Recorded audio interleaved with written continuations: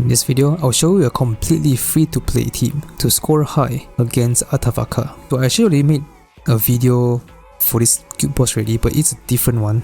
Basically, every single guild boss has two versions. Usually, right now we're on the first week of the update. The first week is usually the one that has the berserk stack. This one. So basically, they get stronger as you progress the fight. Yeah, and they usually have a set number of turns for you to use to do as much damage as possible. But it's usually 6 turns. This is the first version. The second version, which was the video that I already made on Atavaka, the second version has 2 phases. The first phases doesn't have a turn limit other than like the final turn limit of like 80 or 120, I forgot. So the first phase is for you to just kill the boss, and then it will go into the second phase. And the second phase is what they call the weakened turn. And you have 2 turns of that, and that's where you get most of your points.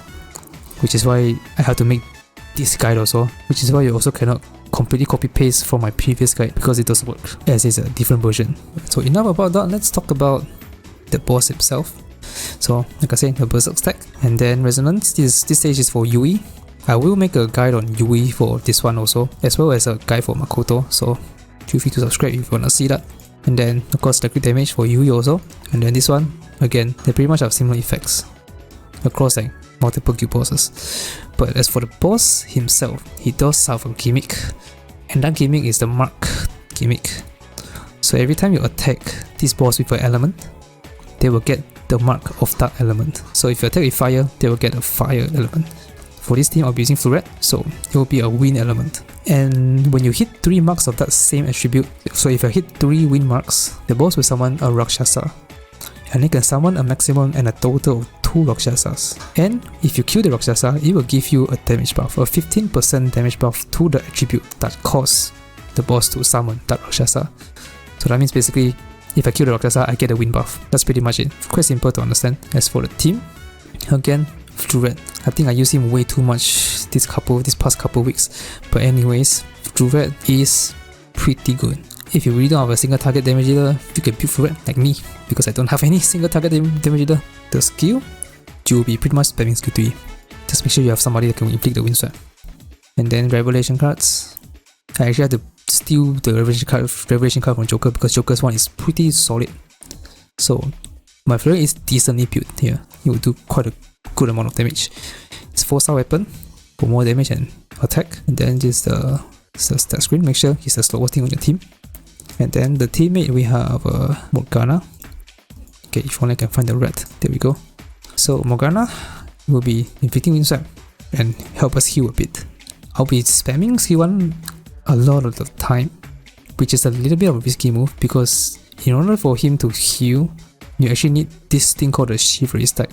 And you have a guaranteed chance of getting a chivalry stack every time you rotate between skill. As long as you don't use the skill 2 times in a row, you will get the chivalry stack, which is the follow-up healing. But since I'm only spamming skill 1, my chance of getting a chivalry stack is the chance equal to my crit rate, which is about like 50%. So I'm gambling a little bit here. But if your team is low health and the opponent has a wind sweep inflicted, you can use skill 2 to guarantee everybody surviving. So it's really up to you. I'll be using skill 1 pretty much all the fight, unless I really have to swap. Highlight will be absolutely useless here because nobody's gonna die, hopefully. And then we have revelation cards. This one I gave him the prosperity and this departure, very important. For guild bosses, typically you need this to ensure 4 highlights per battle. So Morgana will be hitting slightly less than usual. Then this is the event weapon, the 4-star weapon for higher crit chance and a bit of extra healing. And then this is the stat screen. And now the other character we have is Soy. He can help us tank a few hits, but more importantly, his job there is to debuff with skill 2 and gun. He's a pretty decent debuff despite being a guardian. And then revelation card, we have control, departure and control for some extra debuff, and of course increase the HP because his damage scales on HP, even though we won't really be using him for damage, but you know, extra damage is extra damage. Then 4-star weapon for more HP as well, so we can tank a bit more. And then this is the stat screen. Our navigator, we have to use Puppet here because we already used Okian on the first fight. So Puppet will be using skill 1 until we have like 3 stacks, then we use skill 4 to get our 4th stack and also the damage buff. Pretty simple. Then the revelation card, we have this one. I finally found a faith set here. Previously, if you watched my videos, I don't have the faith because I didn't have the card.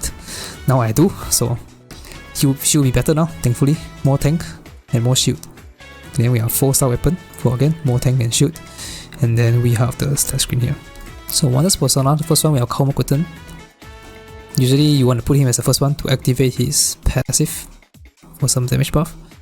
And he also has a Revolution to help out a bit with the crit buff. And then our second persona is Norn. She can give shield, but I won't really be using her for shield here, because I believe in my team can tank. So I'll be using her for Garudine to inflict wind sweep, which would debuff the defense. And then Narcissus, please give him Rakunda. If you don't have Rakunda on Narcissus, you can give it on the other two personas. Just make sure somebody has the Rakunda so you can debuff. Then we can use Spike to inflict wind sweep as well as debuff.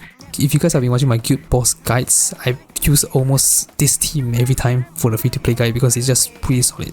But anyways, I will show you guys the team again.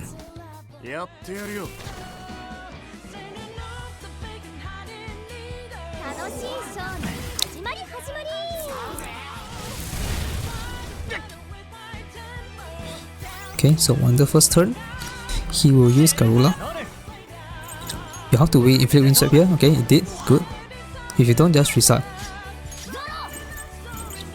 Then I'll skill 1 with Mona. Now he has 2 mark. So he skill 2 to debuff. And then FLEURET skill 3. And this will summon the Rakshasa.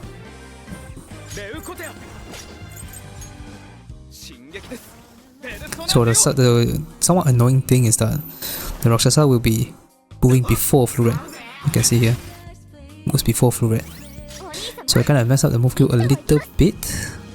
So it might look bad at first glance, but it actually works in our favor. And the reason is because if I hit the Rakshasa with a wind, it's gonna get knocked down, and I can use 1 more to hit the boss.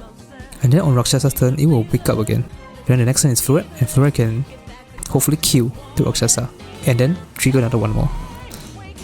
So that means we have an extra 1 more to do, which means extra damage. Okay, skill 1 with Puppet, then we use Spike to actually hit the Rakshasa to debuff.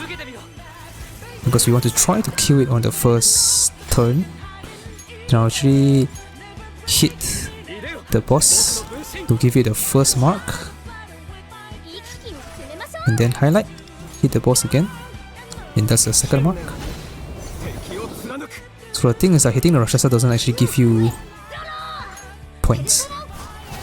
Okay, that will summon the last Rakshasa. So by summoning both the Rakshasa here, we'll reduce the chance of the Rakshasa using Tarakaja on the boss. So the first Rakshasa will use Tarakaja, and it has 33% chance to do on the boss because it's 3 of them, right? So it can buff itself, the boss, or the other Rakshasa. So I'll skill 2 the Rakshasa, the first one. I want to try to kill it first turn. I hope I can. Okay, that's good. Very good. Skill 3. Please kill. I don't think so. Oh, nope. I think I was only at 4 stacks of the, I forgot the name, the FLEURET stack. But let me just do this. I hope the highlight will kill. I mean the 1 more will kill, please. Okay, very good. At least it dies. Oh, that's really bad. That's pretty bad. So Wonder will use, I'm gonna gamble a little bit here because I don't wanna use a different rotation. So I'll Revolution to buff. Hopefully the Rakshasa will probably Tarakaja again on the boss. Okay, that's fine. So skill 1 with Puppet.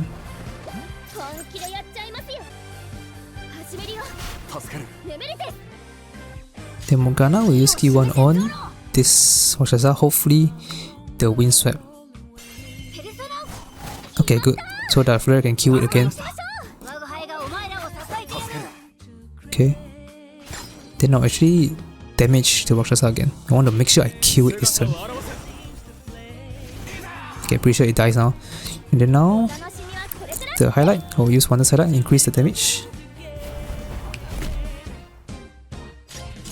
Then I'll actually use Gun don't use everything, only partially. So ideally you want to debuff both. Ooh. Okay. This is very unlucky. Okay, only debuff the boss. Okay.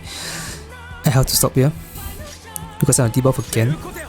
Skill 3, but I think this should still kill. Okay, good.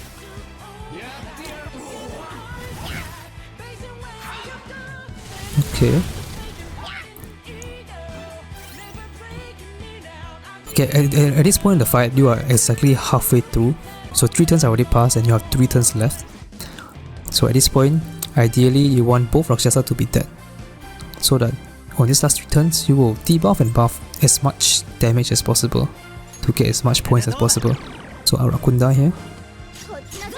Okay, now I can skill 3 with Puppet. This will give us 4 stacks of the seashell, which will damage buff. Give a damage buff to FLEURET. So Morgana, so you've already noticed that I'll be using skill 1 only for Morgana. And that's a bit of a gamble here because to have a higher chance of getting the Shuri stack, you actually want to alternate between the skills. Doesn't matter which skill, but just alternate the skills. But by doing only skill 1 all the time, I only have the same chance of getting the Shuri stack as my crit chance, which is 57%. It's not a bad chance, but it's only like 50-50. So I'm gambling a little bit. So I'll use skill 1 again just to do a little bit damage. But if your health is super low, you might want to use skill 2. Because as long as it has a wind swap, you don't necessarily have to use skill 1 with Morgana. Now skill 2, debuff. FLEURET skill 3. I should do decent. I'm hoping for 25k. Or maybe even 30. Yes, very nice. Good time. Okay, I hope it doesn't hit FLEURET. Okay, good. Because I want her shield to be still available. Because once the shield is gone, the buff from the seashell will be gone as well. So now I'll use Wanderer's Highlight to debuff. Okay, and then I can use the same persona, Narcissus, to spike, to debuff. Okay, good. Morgana again, skill 1, everybody at full health anyways. Okay, no Chivalry stack. But it doesn't matter because we're in the last 2 turns already. And now so we'll be using gun. Hopefully can debuff in 2 shots. Okay, very good. Got lucky there. FLEURET skill 3. This should probably also do 30k. Yes. Even more, 32k. Very nice. Oh. Okay. Oh, don't hit Morgana. Okay, good. So, the final turn, I will use Garudine. Hopefully it inflicts 1 swap so I can debuff, please. Okay, very good. This is pretty much a perfect run. Near perfect run. So again, I'll just skill 1 here. Doesn't matter anymore. And then Soy with skill 2. You don't want to use a highlight yet because I want to debuff first before we use FLEURET's highlight. So FLEURET highlight.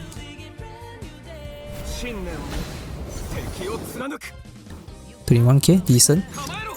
Let's go. Skill 3, the final hit. 30k. Nice. Hopefully it's 3.6 million at least because that's the goal. Ooh, barely, but close enough. I'll take it.